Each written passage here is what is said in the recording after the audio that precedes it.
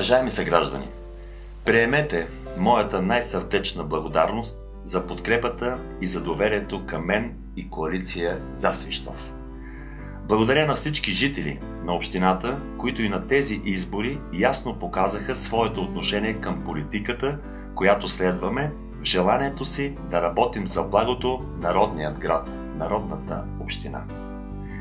Изминалата предизборна кампания беше тежка и изпълнена с негативизъм. Сякаш някой отвори кутията на Пандора, за да излетят оттам злобата, омразата и лъжата.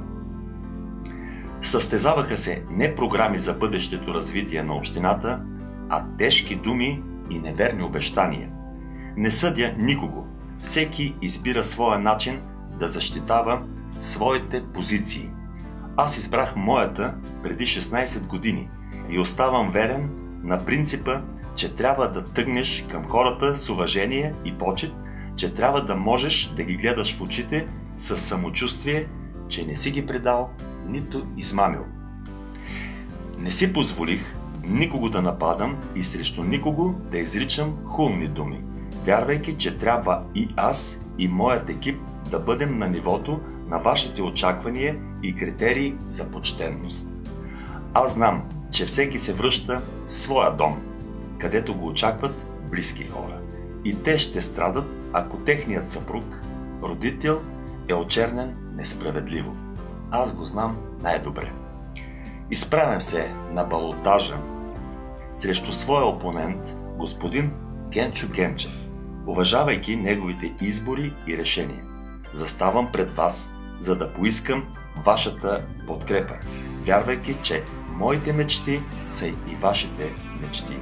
Вярвайки, че всички искаме естествено продължение на започнатото преди 16 години. Това, което предстои да се случи през следващия мандат, е ясно очертано не само в нашата платформа, но и като естествен ход в развитието на любимата ни община. Отделяне на сериозен ресурс за развитие на населените места, гарантиране и обезпечени финансово проекти за облагородяване на жилищните райони в града, специално внимание на социално слабите и възрастните хора, категорично поставяне на Свищов в картата на интелигентните градове за растеж. Благодаря ви за подкрепата. 2 живота да имах, нямаше да мога да ви се отблагодаря за доверието и силата, които винаги сте ми давали. Очаквам вашата подкрепа и на 1 ноември, Деня на народните будители.